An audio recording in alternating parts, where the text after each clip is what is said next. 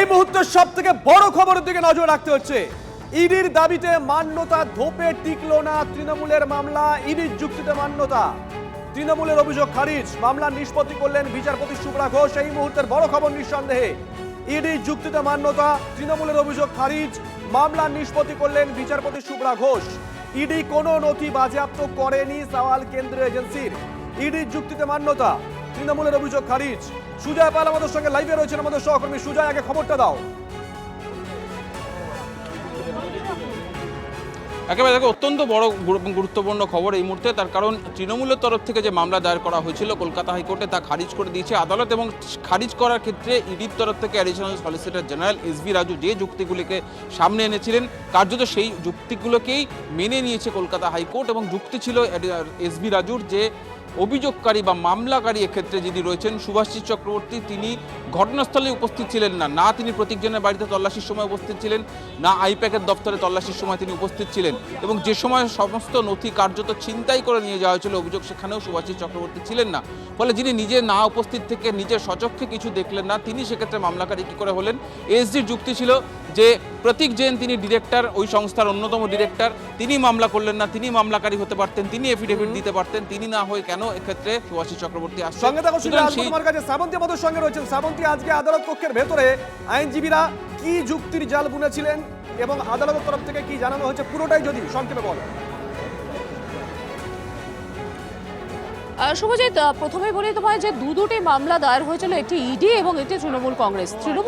ইডির যেটা বক্তব্য রয়েছে, আমরা এরকমটা দেখছিলাম যে ইডির বক্তব্য হচ্ছে যে মামলার কোনো গ্রহণযোগ্যতা নেই।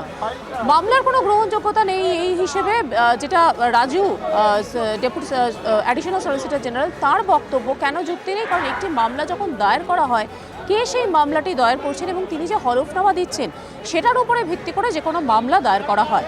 এক্ষেত্রে দেখা যাচ্ছে শুভাশিস চক্রবর্তী তিনি এই মামলাটি দায়ের করেছিলেন, অথচ তিনি তল্লাশি অভিযানে ছিলেনই না। যে সময় তল্লাশি হচ্ছে, যেখানে তল্লাশি হচ্ছে তার সম্পর্কে তিনি কিছু জানেন না, অথচ তিনি লিখেছেন যে ডেটা সিজ করা হয়েছে। এসভি রাজুর বক্তব্য হচ্ছে কোনো রকম ডেটা যেখানে সিজ করা হয়নি, এই মিথ্যে তথ্য দিচ্ছেন। অর্থাৎ একজন মামলাকারী তিনি মিথ্যে তথ্যের উপরে ভিত্তি করে একটি মামলা করছেন, তার গ্রহণযোগ্যতা কোথায়? একই সঙ্গে তার বক্তব্য যে বারবার প্রতি ছত্রে ছত্রে তৃণমূল কংগ্রেসের দায়ের করা মামলায় বলা হয়েছে যে বিভিন্ন ডকুমেন্টস সিজ করা হয়েছে। তার কাছে যে তথ্য রয়েছে তাতে কোনো রকমের ডকুমেন্ট সিজ করা হয়নি। যদি ডকুমেন্ট সিজ করা হয়ে থাকে বা কেউ যদি নিয়ে যায়, সেটা মুখ্যমন্ত্রী মমতা বন্দ্যোপাধ্যায়, তাই তৃণমূল কংগ্রেসের উচিত তার বিরুদ্ধে মামলা করা। ফলে সেক্ষেত্রে এই মামলার কোনো গ্রহণযোগ্যতা নেই।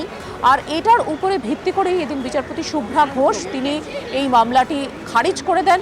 অন্য একটি মামলা, অর্থাৎ ইডির দায়ের করা যে মামলা, সেটি মুলতবি করা হয়েছে শীর্ষ আদালতের না শোনা পর্যন্ত। যেহেতু শীর্ষ আদালতে ইতিমধ্যে ইডি দ্বারস্থ হয়েছে, তাই আগে শীর্ষ আদালত এই মামলা শুনবে, তারপর বিচারপতি শুভ্রা ঘোষ মামলাটি শুনবেন। কার্যত তৃণমূল কংগ্রেসের দায়ের করা মামলা খারিজ কলকাতা হাইকোর্টে। অল ইন্ডিয়া তৃণমূল কংগ্রেস যে রিট পিটিশনটা ফাইল করেছিল, তাতে প্রথমে আর্গুমেন্ট হয়েছিল মেনটেনেবিলিটি এটসেট্রা এটসেট্রা, এবং সেকেন্ড পিটিশনটার জন্য অ্যাডজর্নমেন্ট চেয়েছিল বিকজ সুপ্রিম কোর্টে ম্যাটার পেন্ডিং আছে বলে। তো দি লার্নেড কাউন্সিল যে আইপ্যাকের হয়ে অ্যাপিয়ার করেছে, সে অ্যাপিয়ার করে দুটো পাঞ্চনামা দেখিয়েছে কোর্টকে যে কিছু সিজ হয়নি, ডিসপোজ অফ করে দিলেন অন দেয়ার টার্মস যে কোনো কিছু সিজ হয়নি বলে। এই মুহূর্তে তরুণজ্যোতি তিওয়ারি আমাদের সঙ্গে রয়েছেন, তার সঙ্গে কথা বলবো। তরুণজ্যোতি বাবু, ইডির যুক্তিতে মান্যতা, হাইকোর্টে ধোপেই টিকলো না তৃণমূলের মামলা, কিভাবে দেখছেন গোটা বিষয়টা? হয়েই যেত, অসুবিধা ছিল না। আরো যেটা হয়েছে মারাত্মক, ইডিট পরিষ্কার বলা হয়েছে তারা কোনো ডকুমেন্ট সিজ করতে পারেনি, কারণ ডকুমেন্ট গুলো ডাকাতি করে নিয়ে গেছে মমতা বন্দ্যোপাধ্যায়। তৃণমূল কংগ্রেস যে কাগজের দাবি করেছিল, ইডি বলেছে যদি কাগজে কোনো দাবি করতেই হয় তাহলে আপনারা মমতা ব্যানার্জিকে এখানে পার্টি করুন এবং মমতা বন্দ্যোপাধ্যায়ের কাছ থেকে চান, কারণ ডকুমেন্টগুলো তিনি নিয়ে চলে গেছেন। এইসব কথা শুনে বেগতিক বুঝতে পারে এবং বেগতিক ম্যাটারটা উল্টো দিকে যাবে বুঝতে পারে। তখন তৃণমূল কংগ্রেসের পক্ষ থেকে বলা হয় ঠিক আছে, যদি কোনো কাগজ নাই সিজি না করে থাকে তাহলে মামলাটা পেন্ডিং রেখে লাভ নেই। তখন আমার মামলার বলে ডিসপোজ করা যেতে পারে, মামলাটা ডিসপোজ হয়। কিন্তু ইডি যে মামলাটা করেছে মমতা বন্দ্যোপাধ্যায়ের নামে ডাকাতির অভিযোগ এনে, সেই মামলাটা পেন্ডিং আছে। সেই মামলাটা সুপ্রিম কোর্টে পেন্ডিং আছে বলে আজকে এখানে হিয়ারিং হয়নি, সুপ্রিম কোর্টে হিয়ারিং হবে। তৃণমূলের মামলাটা গেল, এই মামলাটা থাকলো, আর এটা পরিষ্কার হয়ে গেল ইডি ডকুমেন্টগুলো নিতে পারেনি, কারণ তৃণমূল চুরি করে, মমতা বন্দ্যোপাধ্যায় কাগজগুলো চুরি করেছে, ডাকাতি করেছে। ম্যাটারটা সুপ্রিম কোর্টে কি হয় সেদিকে চোখ থাকবে, কিন্তু খুব মজার হলো যেটাই হলো। বেশ, অনেক ধন্যবাদ আমাদের সঙ্গে কথা বলার জন্য। কথা বলছিলাম বিজেপি নেতা আইনজীবী তরুণজ্যোতি তিওয়ারির সঙ্গে। আর যে খবরে এই মুহূর্তে, যে বড় খবরে নজর, ইডির যুক্তিতেই মান্যতা হাইকোর্টে, ধোপেই টিকলো না তৃণমূলের মামলা। ইডির যুক্তিতে মান্যতা, তৃণমূলের অভিযোগ খারিজ। মামলার নিষ্পত্তি করলেন বিচারপতি শুভ্রা ঘোষ। ডিটেলস জানছিলাম আমাদের সহকর্মী আমাদের সঙ্গে রয়েছে শ্রাবন্তী, আমাদের সঙ্গে রয়েছে শ্রাবন্তী।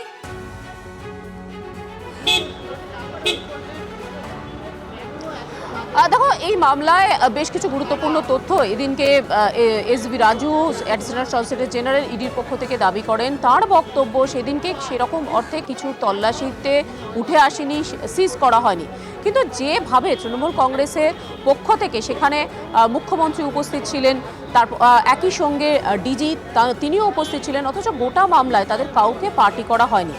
এদিন একেবারে শেষের দিকে কল্যাণ বন্দ্যোপাধ্যায়, তিনি মুখ্যমন্ত্রীর হয়ে রয়েছেন এমনটা আর্জি করেন, সওয়াল করেন। তখনও ইডির পক্ষ থেকে দাবি করা হয় যে মামলায় মুখ্যমন্ত্রীকে পার্টি করা হয়নি, সেই মামলায় কিভাবে তার হয়ে সওয়াল করছেন কল্যাণ বন্দ্যোপাধ্যায়। একই সঙ্গে তাদের বক্তব্য যেভাবে গোটা বিষয়টি হয়েছে সেটা শীর্ষ আদালতের দৃষ্টি আকর্ষণ করছেন তারা, সেখানেই তারা মামলাটির শুনানির জন্য স্থির করেছেন। তাহলে কলকাতা হাইকোর্টে সেই মামলার কি সত্যিই কোনো প্রয়োজনীয়তা রয়েছেন? অন্যদিকে তৃণমূল কংগ্রেসের পক্ষ থেকে বর্ষীয়ান আইনজীবী মানেকা গুরুস্বামী ছিলেন, তিনি বলেন যে এইটা সাবমিশনটা রেকর্ড করা হোক, যে ইডি এটা দাবি করেছে যে কোনোভাবেই কিছু তল্লাশিতে উঠে আসেনি বা সিজ করা হয়নি। তার দাবি সম্পূর্ণ রাজনৈতিকভাবে উদ্দেশ্য প্রণোদিতভাবে বারবার একটি দলকে টার্গেট করা হচ্ছে এবং কোথাও গিয়ে সেই দলের যাবতীয় ডেটা সিজ করা হচ্ছে। এবং কখন সিজ করা হচ্ছে? যখন আগামী কিছু মাসের মধ্যেই বিধানসভা নির্বাচন আসন্ন। তাহলে কি কোথাও গিয়ে একটা উদ্দেশ্য প্রণোদিতভাবেই তাদেরকে টার্গেট করা হচ্ছে? এর পাল্টা যুক্তি হিসেবে ইডির বক্তব্য যে যার বাড়িতে তল্লাশি হচ্ছে, যার অফিসে তল্লাশি হচ্ছে, অর্থাৎ প্রতীক জৈন, তিনি মামলা করতে আসেননি, তার ডকুমেন্টস চুরি হয়েছে এমনটা তার অভিযোগ নয়। তাহলে হঠাৎ করে মুখ্যমন্ত্রী সেখানে গিয়ে কেন এই দাবি করছেন? একই সঙ্গে তার বক্তব্য যে তৃণমূল কংগ্রেসের গোটা মামলায় বারবার উল্লেখ রয়েছে ডেটা সিজ করা হচ্ছে। দেখা গেছে যে ডেটাগুলি নিয়ে গেছেন মমতা বন্দ্যোপাধ্যায়, তাহলে মমতা বন্দ্যোপাধ্যায়ের বিরুদ্ধে তৃণমূল কংগ্রেসের মামলা করা উচিত। একই সঙ্গে যিনি মামলার এই অ্যাফার্মটি করেছেন, শুভাশিস চক্রবর্তী, তিনি কোথাও গিয়ে সেই তল্লাশিতে উপস্থিত ছিলেন না। তাহলে মিথ্যের উপরে ভর করে যে মামলা, সেটার গ্রহণযোগ্যতা কোথায়? আর এই গ্রহণযোগ্যতার ভিত্তিতেই আজকের এই মামলাটি খারিজ করে দিয়েছেন বিচারপতি। অন্য যে মামলাটি রয়েছে, ইডির দায়ের করা যে মামলা, সেই মামলাটি আপাতত রাখা হয়েছে, তার কারণ শীর্ষ আদালতে সেটি শুনানির অপেক্ষা রয়েছে। সেখানে শুনানিতে যাওয়া হবে, তারপরে নতুন করে মামলাটি উল্লেখ করা হবে বিচারপতির কাছে এবং সেখানে তিনি তারপর সেই মামলাটি শুনবেন বলে স্থির হয়েছে। তনিষ্ঠা, শ্রাবন্তী, তুমি আমাদের সঙ্গে থাকো। যে খবরে এই মুহূর্তে নজর, ইডি কোনো নথি বাজেয়াপ্ত করেনি, যে কথা আমাদের সহকর্মী জানাচ্ছিলেন। ইডি কোনো নথি বাজেয়াপ্ত করেনি, সওয়াল কেন্দ্রীয় এজেন্সির। ইডির যুক্তিতে মান্যতা, তৃণমূলের অভিযোগ খারিজ।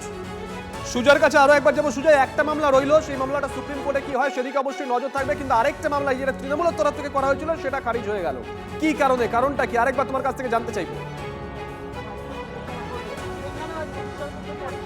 দেখো, গ্রহণযোগ্যতা নিয়ে যে কথাটা আমার সহকর্মী শ্রাবন্তী বলছিল, যে গ্রহণযোগ্যতা, যিনি এক্ষেত্রে মামলাকারী শুভাশিস চক্রবর্তী, তৃণমূল কংগ্রেসের রাজ্যসভার সাংসদ, তিনি কোনোভাবেই ঘটনাস্থলে ছিলেন না। তিনি উপস্থিত না থেকে তিনি কি করে মামলা করছেন? তাহলে তিনি যে যুক্তি বা যে যুক্তিগুলোকে সামনে রেখে মামলা করেছেন, তার গ্রহণযোগ্যতা বা তার সত্যতা কতটা রয়েছে সেটা নিয়ে প্রশ্ন তোলেন। সেখানে ছিলেন কে? সেখানে মমতা বন্দ্যোপাধ্যায় ছিলেন, সেখানে ডিজি ছিলেন। এসজি এটাও বলেন যে নথি কে নিয়ে এসছেন, তার দাবি যে পুলিশ নিয়ে এসছে মমতা বন্দ্যোপাধ্যায়ের সামনে সেই সমস্ত নথি নিয়ে আসছে। কোটানকোট মমতা বন্দ্যোপাধ্যায়ের কথাই তারা বারবার বলছেন। সুতরাং এক্ষেত্রে তৃণমূল কংগ্রেস যদি কারো বিরুদ্ধে অভিযোগ করতে হয়, তাহলে তাকে তার বিরুদ্ধে করতে হবে, মমতা বন্দ্যোপাধ্যায়ের বিরুদ্ধে করতে হবে। এই আবেদন সামনে রাখা হয়। এই আবেদনগুলির পাশাপাশি কুমারজ্যোতি তিওয়ারি, তিনি উপস্থিত ছিলেন, তিনিও ইডির হয়ে সওয়াল করেছেন। তার বক্তব্য, পিটিশনে উল্লেখ করা হয়েছে যে এসআইআর সংক্রান্ত নথি নিয়ে যাওয়া হয়েছে, নির্বাচনের সংক্রান্ত নথি নিয়ে যাওয়া হয়েছে। তাহলে তাই যদি হয়, তাহলে নির্বাচন কমিশনকে কেন পার্টি করা হচ্ছে না, নির্বাচন কমিশনকে যুক্ত করা হচ্ছে না, সেটাও তাদের পয়েন্ট ছিল গ্রহণযোগ্যতা নিয়ে। অর্থাৎ যে যুক্তিগুলো সাজানো হয়েছিল তৃণমূলের তরফ থেকে শুভাশিস চক্রবর্তী, সেই প্রত্যেকটা পয়েন্টকে ব্যাখ্যা করেন এবং পাল্টা যুক্তিতে সেটাকে আঘাত করা হয় ইডির তরফ থেকে বা কেন্দ্রের তরফ থেকে ব্যাখ্যা দেওয়া হয় যে প্রত্যেকটা যে পয়েন্টগুলি রয়েছে তার কোনোটাই গ্রহণযোগ্য নয়। সেই কারণেই কিন্তু শেষমেশ দেখা গেল, যখন কল্যাণ বন্দ্যোপাধ্যায় উঠলেন, তিনি প্রথম প্রথমবার বলতে উঠেছিলেন, দ্বিতীয়বার যখন বলতে ওঠেন তিনি পরিষ্কার করে দেন যে এই মামলাটি কিন্তু এআইটিএনসি সঙ্গে থাকা সুজয়, এই মুহূর্তের বড় খবরের দিকে নজর রাখছি। ইডির যুক্তিতে মান্যতা, হাইকোর্টে ধোপেই টিকলো না তৃণমূলের মামলা। ইডির মামলা মুলতবি করলো হাইকোর্ট, শুনানি হবে সুপ্রিম কোর্টে। যদিও সকালে আমরা দেখেছিলাম ইডির আইনজীবী এই দাবিটাই করেছিলেন। শঙ্কর ঘোষ এই মুহূর্তে আমাদের সঙ্গে রয়েছেন। শঙ্করবাবু, গোটা বিষয়টা নিশ্চয়ই আপনি অবগত, আপনি শুনেছেন, আপনার প্রাথমিক রিয়াকশন? না, আমি যেহেতু ব্যস্ত ছিলাম এফআইআর নিয়ে, আমি স্বল্প কথায় আপনি যদি বিষয়টি বলেন আমার পক্ষে ভালো। না, বিষয়টা হচ্ছে দুটো মামলা তো ছিল, একটা ইডির মামলা, আরেকটা মামলা ছিল তৃণমূলের তরফ থেকে। ইডির যে মামলাটা, সেই মামলাটা সুপ্রিম কোর্টে বিচারাধীন রয়েছে, যে কারণে হাইকোর্টে মুলতবি আবেদন করে ইডি। সেই আবেদনে হাইকোর্ট সাড়া দেয়, সেই মামলাটা মুলতবি হয়ে গেছে। সুপ্রিম কোর্টে যেমন চলছে সেদিকে নজর থাকবে। অন্যদিকে তৃণমূলের তরফ থেকে যে মামলাটা করা হয়েছিল সেটার গ্রহণযোগ্যতা নিয়ে আজকে প্রশ্ন ওঠে আদালতে, এবং আদালত সেটা নিষ্পত্তি করে দিচ্ছে। এক কথা বলতে গেলে খারিজ। দেখুন, নথি বাজেয়াপ্ত প্রসঙ্গে যে মামলা তৃণমূলের পক্ষ থেকে করা হয়েছে, এটা আজকে পরিষ্কার হয়ে গিয়েছে। ইডির তরফ থেকে পরিষ্কারভাবে জানিয়ে দেওয়া হয়েছে সেখান থেকে কোনো ধরনের নথি তারা নিয়ে আসেনি। যা নথি তারা নিয়ে যাওয়া হয়েছে সেটা মুখ্যমন্ত্রী বা তৃণমূল কংগ্রেসের পক্ষ থেকে। এই বক্তব্যের মধ্যে দিয়ে যেটা প্রমাণিত হয় যে রাজ্যের সরকার তথা তৃণমূল দল হিসাবে একদিকে যেরকম বারংবার তারা বিচারালয়ের কাছে গিয়ে থাপ্পড় খেয়েছে, জনগণের ট্যাক্সের টাকা নষ্ট করেছে, এবং তাদের অর্থাৎ রাজ্যের সরকার এবং দল হিসাবে তৃণমূল কংগ্রেস তাদের বিশ্বাসযোগ্যতা আজকে কোথায় পৌঁছেছে সেটা হাইকোর্টের এই মামলা খারিজ করে দেওয়ার মধ্যে দিয়ে আরেকবার প্রমাণিত হলো। ধন্যবাদ। এই মুহূর্তে আমরা যে খবরের দিকে নজর রাখছি, ইডির যুক্তিতে মান্যতা, হাইকোর্টে ধোপেই টিকলো না তৃণমূলের মামলা। শ্রাবন্তীর কাছে আরো একবার যাবো। শ্রাবন্তী, আজকে হাইকোর্টে ধোপে টিকলো না, কিন্তু পরবর্তীতে কি কোনো আইনি রাস্তা খোলা রইল তৃণমূল কংগ্রেসের কাছে এই মামলাটা নিয়ে অন্য জায়গায় অন্যরকম ভাবে মুভ করার, নাকি নতুন কোনো মামলা করতে হবে যদি করে? দেখো, শীর্ষ আদালতে যেহেতু এই মুহূর্তে মামলাটি পেন্ডিং রয়েছে এবং সেখানে আজকের মানেকা গুরুস্বামী, যিনি তৃণমূল কংগ্রেসের হয়ে এখানে সওয়াল করছিলেন, তার বক্তব্য যে শীর্ষ আদালতে যে দুটি মামলা দায়ের হয়েছে, একটি ইডি অফিসাররা করেছেন এবং অন্যটি ইডির পক্ষ থেকে করা হয়েছে, সেই দুটি মামলায় কোথাও তাদেরকে পার্টি করা হয়নি। ফলে কি মামলা হয়েছে তারা কি করে কিছুতেই বুঝতে পারছেন না। তো খুব স্বাভাবিকভাবে এই মামলা যখন শীর্ষ আদালতে হবে, নিশ্চিতভাবে সেখানে তৃণমূল কংগ্রেস বক্তব্য রাখবে। কিন্তু নতুন করে এই মামলা এখানে হলেও খুব একটা যে সুবিধা হবে তৃণমূল কংগ্রেসের এমনটা নয়। সাধারণভাবে যে কোনো মামলায় সিঙ্গেল বেঞ্চে ধাক্কা খাবার পরে ডিভিশন বেঞ্চের অপশান খোলা থাকে। এক্ষেত্রে তৃণমূল কংগ্রেস যদি ডিভিশন বেঞ্চেও যায়, তাহলে একটা বিষয় পরিষ্কার হয়ে যাবে যে শীর্ষ আদালতে যেহেতু মামলাটি পেন্ডিং রয়েছে, তাই সেখানে আদতে কী ফলাফল হয় সেটি দেখা হতে পারে। দুই হচ্ছে, যেখানে যাদের বিরুদ্ধে অভিযোগ তারা নিজেরাই যদি বলে থাকে যে তারা কোনো ডকুমেন্ট সিজ করেনি, তারা কোনো রকম নথি বাজেয়াপ্ত করেনি, তাহলে কিসের উপরে ভিত্তি করে মামলা হবে এই প্রশ্নও উঠে আসতে পারে। খুব স্বাভাবিকভাবেই আপাতত শীর্ষ আদালতে কি হয় সেটার উপরেই সকলকে অপেক্ষা করতে হবে বলে মনে শীর্ষ করা আদালতে হচ্ছে। কি হয়, শীর্ষ আদালতে আগামীকাল শুনানি রয়েছে ইডির ওই মামলার, এর আপডেটটা নেব। এখনো পর্যন্ত কি খবর পাচ্ছি আমরা জ্যোতির্ময়ের কাছ থেকে? জ্যোতির্ময়, দেখো, যে খবর আমরা পাচ্ছি যে সুপ্রিম কোর্টে এই মামলার তরফ থেকে ফাইল করা হয়েছে এবং তার আগে রাজ্য সরকারের তরফ থেকে ক্যাভিয়েট ফাইল করা হয়। আজকে যে ছবি আমরা দেখতে পাচ্ছি, কজ লিস্টে এই মামলা তালিকাভুক্ত হয়েছে বিচারপতি প্রশান্ত কুমার মিশ্র এবং আরো একজন বিচারপতি এই মামলায় থাকছেন, এবং এই মামলার শুনানি আগামীকাল হবে। অর্থাৎ কলকাতা হাইকোর্টে যে শুনানি আজকে হয়েছে তার পরবর্তী ক্ষেত্রে আপডেটের জন্য কিন্তু এবার আমাদের সুপ্রিম কোর্টের দিকে নজর রাখতে হবে। ধন্যবাদ। আমরা এই মুহূর্তে যে খবরের দিকে নজর রাখছি, ইডির যুক্তিতে মান্যতা, হাইকোর্টের ধোপেই টিকলো না তৃণমূলের মামলা।